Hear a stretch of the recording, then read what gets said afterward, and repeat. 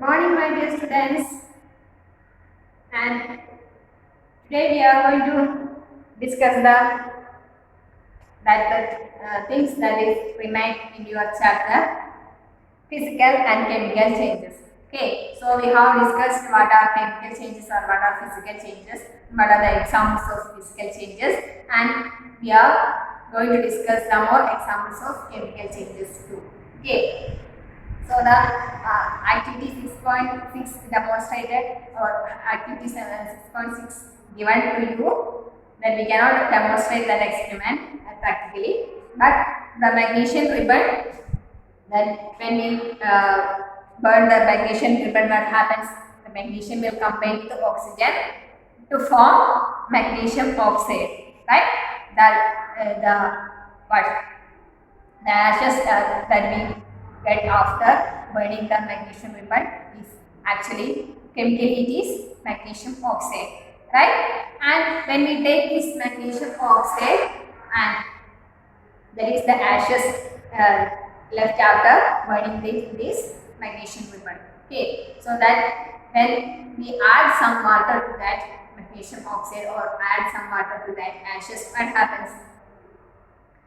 Then it will become some paste like or something that is some solution. We can make some solution. Okay, and if we test that solution using a litmus paper, that is red litmus and blue litmus, what will be the nature of that? What will be the nature of that solution? Okay, so on dissolving ashes in water, it forms a new substance, right? So the chemical changes is always accompanied by the formation of new substances, right? Okay, so chemical changes, we are discussing chemical changes, right? Okay, so chemical changes are always accompanied with the formation of new substances, right? New substances are formed. Okay. Substances are formed. New substances are formed. So when we burn a magnesium, like Mg is the chemical formula of magnesium, you know, Mg. When we burn Mg, that means when we force to react the magnesium with oxygen, then this arrow indicates the product. When this reaction happens, what is formed? That is the arrow indicates what is the result or what is the new substance that is formed. Right? So the new substance formed is magnesium oxide. Right? So this is the ash that we get from the burning of magnesium ribbon. Okay. And then what we have to do? We add some water. We add some water to this magnesium oxide. And what will be? Water, you know, H2O is water. Okay. And what will we get? Magnesium oxide plus water will give magnesium hydroxide. Okay. So it will give magnesium hydroxide. The chemical formula of magnesium hydroxide is MgOH twice. Right? You need not study all these chemical formulas. You just understand what are the things. That means magnesium oxide when react with water. That is when we add some ashes, when we take some ash and add some water to that ash, we get a new substance. Right? That is somewhat a solution. Right? So we get the new substance as magnesium hydroxide. This is the new substance formed when we treat that ash with water. Okay, so the nature of this magnesium hydroxide. What is the nature of that magnesium hydroxide? That we have to find using litmus papers. Okay, so dip a red litmus paper into this. What happens? The red litmus paper remains the same. That means red litmus paper remains the same. The red litmus paper into magnesium hydroxide. What is the color change of red litmus when dipped in an acidic solution? Red litmus remains as red when it is dipped in a an acidic solution. But when blue litmus is dipped in an acidic solution, then what happens? Blue will turn into red. And when dipped in a basic solution, what happens? Blue remains blue, right? Red dipped in a basic solution, then what happens? Red will turn to blue. Okay, so here our red litmus will turn to blue. That means the magnesium hydroxide having a nature of basic. It is a base. So it is a basic substance. The new substance formed is having a nature of base. Okay. So that is magnesium hydroxide is a base. And magnesium oxide is a new substance formed on burning magnesium. Magnesium hydroxide is another new substance formed by mixing magnesium oxide with water. So these all are chemical changes. That is magnesium when burned, it makes a new substance. That is magnesium oxide. And when it reacts with another some water, another new substance is formed, right? So these substances, the formed new substance, having a different nature from that of this previous substance. So these are two entirely different substances. So all this is a chemical reaction and this is another chemical reaction that produce new substances. Okay. So one more activity we want to do. Dissolve about a teaspoon of copper sulfate in about half a cup of water in a glass tumbler or a beaker. Add a few drops of dilute sulfuric acid to the solution and you should get a blue colored solution. So these are things we have to do in our labs, but unfortunately we cannot do. So you just go through this activity. Okay. So you should get a blue solution, and blue solution, copper sulfate is having some blue solution, some blue color, right? It is also called as blue vitriol or Neela tota. That is the common names of these copper sulfate. Okay. So it is having a blue color. You should get a blue color solution and save a small sample of solution in a test tube or a small glass bottle. Okay, you just take some solution from that and save it from other side, right? And drop then we take a small solution, a small amount of solution from that, and that is save a small sample of solution in a test tube or small glass bottle. Then next, what we have to do, drop a nail on a used shaving blade into a remaining solution and wait for half an hour or so. Observe the color of the solution. Then what happens? The color should be changed, right? So first of all, what we have to do, the copper sulfate, we take some copper sulfate and then add a few drops of dilute sulfuric acid into that solution, and then we add, but when we drop a nail, something that is made of iron, right? A nail or a shaving blade, we dip that nail or shaving blade into that solution, and after some time the color of the solution will change. That means at first we have a color of blue, the solution having a color blue, right? And after dipping that nail or shaving blade, after some time, half an hour or some more time, after some more time, what happens? The blue color will changes into green. Okay, so there should be a change, chemical change happen, right? The color change happens means the chemical composition of that solution somewhat changed, right? Okay, so here you have the figure 6.4 given to you, that is copper sulfate having a blue color, that is the solution that we take at the time of starting this experiment, right?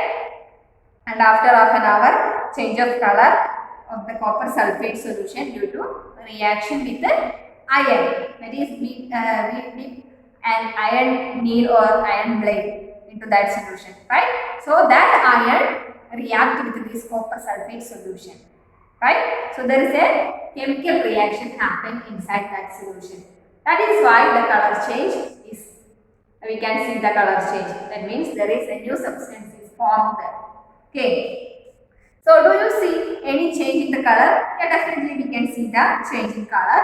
And take out the nail or the blade, and has it changed in any way? That means the nail or the blade have some coating of some brown color, right? Okay. So the changes that you notice are due to reaction between copper sulfate and iron. So the change of color of the solution from blue to green is due to the formation of iron sulfate. So there is a new substance formed. When we start the experiment, we have copper sulfate, right? Copper sulfate, copper sulfate is having a formula. Copper sulfate is having a formula CuSO4. This is the chemical formula of copper sulfate, right? And then it reacts with iron. Iron, this is having a formula, chemical formula Fe, right? Then what is formed? What is formed when it reacts with iron? It is formed FeSO4. This is the formula of iron sulfate. Okay, so iron sulfate is formed, and the brown deposit on the iron nail is copper, another new substance. We can write the reaction as copper sulfate, that is copper sulfate. This is having a blue color, right? Copper sulfate solution plus iron gives iron sulfate solution. This is iron sulfate solution, right? This is having green color, and the deposit on the nail or iron, the deposit on the iron blade. What it is? It is copper. Okay, copper. The chemical formula of copper is Cu.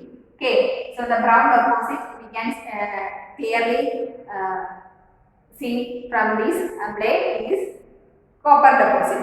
Okay, so these are the new substance formed by the reaction of copper sulfate with the iron. So this is a chemical change.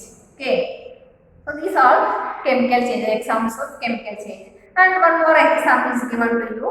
And take out a teaspoon of vinegar in a test tube and add a pinch of baking soda to it.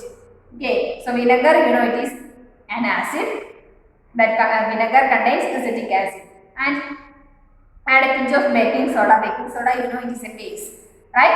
So you would hear a hissing sound of the hissing sound and see bubbles of gas coming out, and pass this gas through freshly prepared lime water as shown in figure 6.5. That is the next page it is given the figure.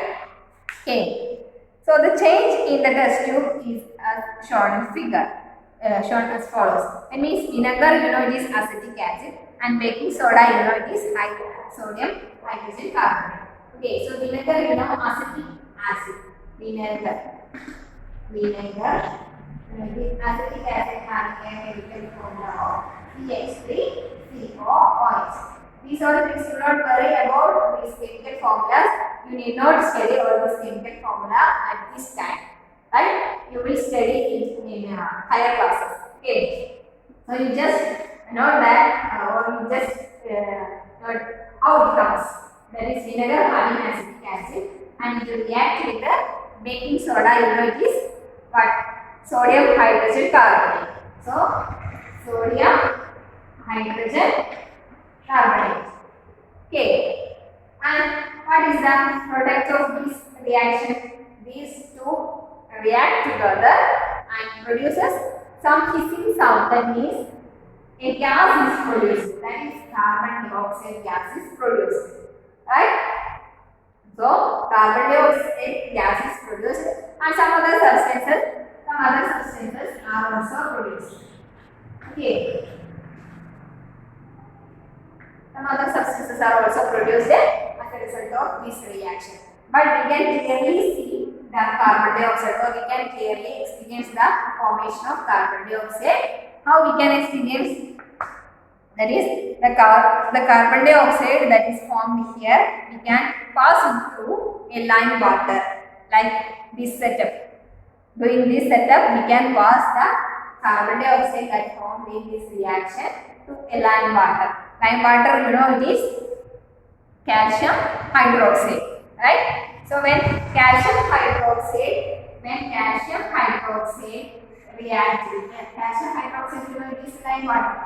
Okay, so when calcium hydroxide reacts with the carbon dioxide, it makes the calcium hydroxide, that means lime water, turns milky. Lime water turns milky means calcium hydroxide react with the carbon dioxide to form calcium carbonate. Calcium carbonate. This is having a milky appearance. Okay. So calcium carbonate having a milky appearance. Okay, CaCO3 is the chemical formula of calcium carbonate, and it having some milky appearance. And water is also a byproduct. Okay. So when carbon dioxide is passed through lime water, calcium carbonate is formed, and which makes lime water milky. Okay. So the turning of lime water into milky is milky is a standard test of carbon dioxide. So the lime water turns milky means there should be a formation of carbon dioxide, and there should be a reaction with carbon dioxide and lime water. Okay. Then only the lime water turns milky. So we can identify the presence of carbon dioxide there. Okay. So carbon dioxide അവിടെ ഉണ്ടെങ്കിൽ മാത്രമേ lime water നെ milky ആക്കാൻ സാധിക്കുള്ളൂ. Okay.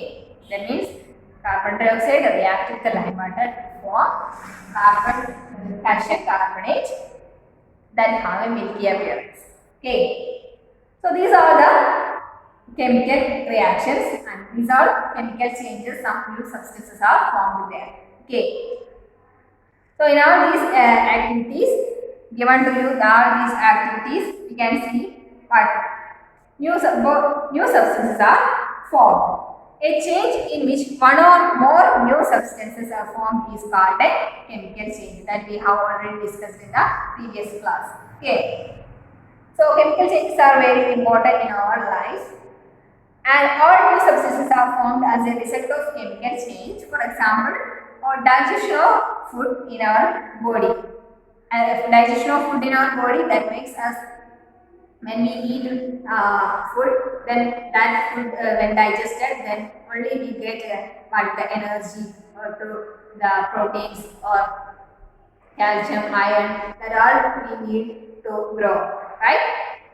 നമുക്ക് വളരാൻ ആവശ്യമുള്ള, അല്ലെങ്കിൽ നമുക്ക് ജീവിക്കാൻ ആവശ്യമായിട്ടുള്ള എല്ലാ എലമെന്റ്സും, ഓൾമോസ്റ്റ് എല്ലാ എലമെന്റ്സും നമുക്ക് ഫുഡിലൂടെ കിട്ടുന്നത് എങ്ങനെയാണ്?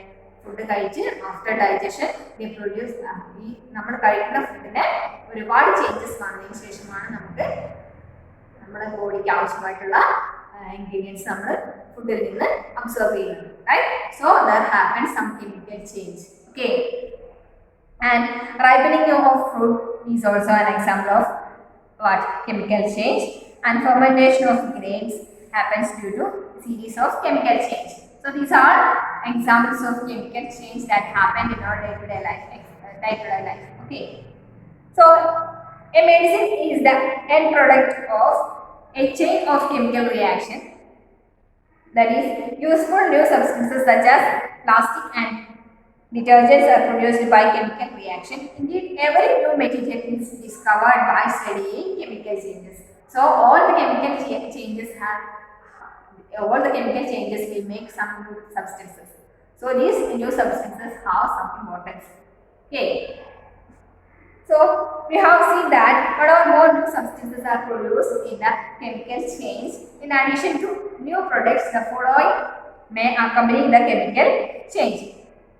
Okay, so when a chemical reaction happens, not only the new substance is produced, there happens when they produce heat or something light, that are produced in that chemical reaction. Okay, so heat, light, or any other radiation, ultraviolet or infrared like that radiations may be given off or absorbed in a chemical reaction. ഒരു chemical reaction നടക്കുമ്പോൾ light produce ചെയ്യപ്പെടാം, അല്ലെങ്കിൽ heat produce ചെയ്യപ്പെടാം, or other radiations like ultraviolet radiations produce ചെയ്യാം, അല്ലെങ്കിൽ അത് absorb ചെയ്യാം. So chemical reaction നടക്കണമെങ്കിൽ നമ്മൾ most of the chemical reaction need energy, and some others will release energy, like all that things happen in a chemical reaction. Okay, and sound may be produced in a reaction, and a change in smell may take place, or a new smell may be given off during a chemical reaction. A color change may take place, a gas may be formed. These all things may be accompanied by a chemical change. Okay, when a chemical reaction happens, these all changes may be happen. Okay, so you saw that burning of magnesium ribbon is a chemical change, and burning of coal, wood or leaves is also a chemical change. In fact, burning of any substance is a chemical change. Burning is always accompanied by the production of heat. So you know, burning is always accompanied by the production of heat, and also we get ashes like that things after that burning, right? So this is a chemical change that produce heat also. Okay, so explosion of a firework is also chemical change, and you know that such an explosion produce heat, light, sound, and unpleasant gases that pollute the atmosphere. That is why we are not advised to play with the fireworks. So fireworks പൊട്ടിക്കഴിഞ്ഞാൽ നമുക്കറിയാം ഈ പടക്കക്കടയൊക്കെ തീപിക്കാൻ കിട്ടില്ലേ. So what happens? There should be a chemical reaction. That due to that chemical reaction, some foul gases are produced and some heavy sounds are produced, and heat is produced. Like all that things are accompanied by with this explosion, right? Okay, so when food gets spoiled, it produces a foul smell. That also an example of chemical change. So something happened in that food. That is why the foul smell is produced, right? Okay, so that these all things are chemical changes. And neutralization of acid and bases, that we studied in the previous lesson. That you know how neutralization happens. Neutralization happens. How is neutralization happen? We can see that an acid reacts with a base and happen. Neutralization happens. As a result, salt and water is produced, right? Salt and water is produced. So this is also a chemical reaction. Okay, so now we see a lot of examples for chemical reaction. Anywhere we can search, we will find a chemical reaction. Okay, so that thus we studied so many examples for chemical reaction. So you should read the textbooks thoroughly, and you should make sure that you can write some or 3 or 4 examples, at least 3 or 4 examples for chemical reaction, and also for physical reactions also. Okay, and rusting of iron, that we have already discussed in the previous class. Rusting of iron means the iron when combined with or the iron things, the materials that made up of iron and exposed to air and water and exposed to atmosphere, what happens? The rusting of iron happens. That means iron when react with the oxygen and water that is found in our atmosphere, what happens? The rust is formed. Rust is basically, or rust, chemically rust. What is rust? Rust is iron oxide, right? So this is also example for chemical reaction. Rusting of iron. Okay, rusting of iron. When it is iron exposed to air, that means air and water. Air contains carbon dioxide, oxygen, and some other gases, and the water droplets, like that things. Okay, so when this iron contains with the oxygen from our air and with the water, what forms? Rust is formed. Rust means it is iron oxide. Okay, it is iron oxide. Fe2O3. Okay, this is chemically rust is iron oxide. Okay. So how we can, this will cause damage to the materials that are made up of iron, right? Rusting is an unnecessary thing. It will make some defects or some damage to the materials that are made up of iron, right? So how we can prevent this rusting of iron? Then we have to study. Okay. So how do we prevent the rusting? Prevent iron particles from coming in contact with the oxygen or water or both. Okay, so we will not allow the iron. We will not allow the iron to react with the oxygen and water. Then we can avoid rusting, right? Okay, so the iron particle from coming in contact with the oxygen and water or both, we can prevent it coming in contact with the oxygen or water or both, right? And one simple way to apply a coat of paint or grease. Paint ചെയ്യണമെങ്കിൽ grease ചെയ്ത് കൊടുക്കുക ചെയ്ത് കഴിഞ്ഞാൽ ഈ ഓക്സിജനോ അല്ലെങ്കിൽ water മോളിക്യൂൾസിനോ അയണുമായിട്ട് react ചെയ്യാൻ പറ്റില്ല. So thereby we can prevent rusting of iron. Okay, so paint ചെയ്യുകയാണെങ്കിൽ grease ചെയ്യുക, right? In fact, these coats should be applied regularly to prevent rusting. Another way is deposit a layer of metal like chromium or zinc on iron. So deposition of another metals like zinc or chromium. So zinc and chromium will not react with the oxygen and water as like that of iron. Iron പോലെ ഓക്സിജനും വാട്ടറുമായിട്ട് react ചെയ്യാത്ത metals ആണ് zinc അല്ലെങ്കിൽ chromium. So we can coat that chromium or zinc on this iron materials to prevent rusting. Okay. So the process of depositing a layer of zinc on iron is called galvanization. So what is galvanization? Galvanization can be used to prevent rusting of iron. So what is galvanization? It is the coating of, is the process of deposition of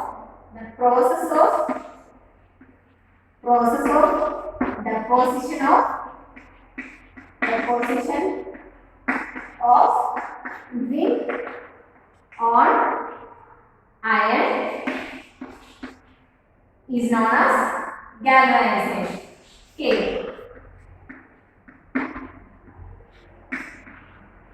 The deposition of zinc on iron is known as galvanization.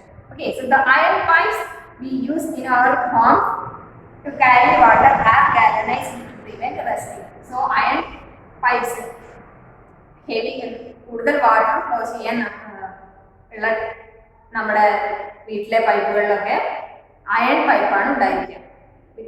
Instead of PVC pipes, there should be iron pipes, right? So iron pipes always in contact with the water, right? So always they in contact with the water means there is a chance of rusting. Okay, so to prevent that rusting, it is galvanized. So the pipes are galvanized using zinc. Okay, so the process of deposition of zinc on iron is called as galvanization. So you know that ships are made of iron and a part of them remains underwater. So ship boats, okay, majority of the parts are made up of iron, right? But they are always in contact with water. Okay, so there should be always there should be a chance of rusting. So rust is irumbu rust ആയി കഴിഞ്ഞാൽ what happens, it will damage the ship or boats, right? Okay, so on the part of above water, water drops also keep climbing on the ship's outer surface, and moreover the water of the sea contains many salts. So salt water increases the rusting. Okay, rust is formed when the iron exposed to water and oxygen, but the salt water increase the rate of formation of rust. Okay, so the salt water makes the process of rusting formation faster, and therefore ships suffer a lot of damage from rusting in spite of being painted. So much so that a fraction of ships iron has to be replaced every year. Okay, so paint ചെയ്ത് വെച്ച് കഴിഞ്ഞാൽ തന്നെ ഈ salt water ആയി കഴിഞ്ഞാൽ rusting കൂടുതൽ increase ആവും. That means rusting വളരെ പെട്ടെന്ന് തന്നെ നടക്കും സാൾട്ട് വാട്ടറിന്റെ പ്രസൻസിൽ. ഓക്കെ, സോ ഷിപ്പിന്റെ പാർട്സ് ഒക്കെ ship maintenance every year ship maintenance നടത്തിക്കൊണ്ടേ ഇരിക്കണം. then only the ship maintained properly. Okay, even if it is not maintained properly, it will damage the ship. Okay, that means rust will cause some harm effects on ship. Okay, so that is how rusting happens, and the rusting has some importance in our day-to-day life also. Okay, so to prevent rusting, we need to apply grease or paints on iron equipment or iron gadgets, and also galvanization is a process to prevent rusting. Okay, and crystallization, that we have already discussed in the previous class. That is, what is crystallization? Here, when we take salt water, we add some salt into the water, and it will become salt water, right? And we cannot see the salt from that salt water, right? That means if it becomes a solution, we cannot identify the components separately. Okay, but if we heat the solution with a closed top, what happens? The solution becomes boiled, and then it condensed. What happens? The oil becomes boiled. The solution becomes boiled, and after some time, the salt may be deposited at the bottom. That is, the salt is crystallized. Okay, so the crystallization, the salt obtained, the salt can be obtained by the evaporation of seawater. Seawater contains salt, right? And evaporation of seawater gives salt. And the salt obtained in this manner is not pure. The shape of its crystal can be seen clearly. However, large crystals of pure substance can be formed from their solutions. So the process of this formation is called, the crystal formation is called crystallization. It is an example of a physical change, and we have discussed this example under physical change. Okay, that means when we make salt solution, when we evaporate that salt solution, we get the salt again. That means it is a reversible change, right? Reversible change means it's a physical change. Okay, so physical changes are always reversible in nature. Okay, so that is crystallization. So what is crystallization? The crystals, large crystals of pure substances can be formed from their solutions, and this process is called crystallization. Okay, so that is also an example of physical change. And then crystallization, one chemical example is given to you for knowing how crystallization happens. That we can go through that activity 6.9. That is, take a cup full of water in a beaker and add a few drops of dilute sulfuric acid and heat the water. Then when it starts boiling, add a copper sulfate powder slowly while stirring continuously. So first of all, we have to take a beaker and some water and add a few drops of sulfuric acid into that water, and then we have to boil, or we have to heat the water. And when it starts boiling, add copper sulfate powder slowly by stirring continuously stir ചെയ്തുകൊണ്ടേയിരിക്കണം. നമ്മൾ copper sulfate powder add ചെയ്യും, and continue adding copper sulfate powder till no more powder can be dissolved. filter the solution, allow it to cool and do not disturb the solution when it is cooling. So നമ്മൾ copper sulphate powder add ചെയ്തുകൊണ്ടേയിരിക്കുക, stir ചെയ്തുകൊണ്ടേയിരിക്കുക. After some time we allow this solution to cool. Okay, and do not disturb the solution when it is cooling. Can you see a crystal of copper sulfate? Okay, we can see some crystals of copper sulfate there. Okay, so after some times the formation of copper sulfate crystals, we can find it from this experiment. Okay, unfortunately due to this corona period we cannot experience all these things practically. Okay, these are the magical experiments of our science. Okay, so these are some magical experiments. I think you may wonder how it comes. Okay, it will make you more interesting to study all these things, but unfortunately we cannot do all these things. We just read that and take the result from that and study well. Okay, so you have learned about physical and chemical changes, and you can see all the changes happen around us. There may be some physical changes and there may be some chemical changes too. Okay, so try to find these changes and try to classify these changes into physical changes and chemical changes. Okay, so the life will be more interesting to know, that is to connect it with science. Then only you will feel some interest to study all these things. Okay, so try to do all these things. So this is all about our chapter physical and chemical changes.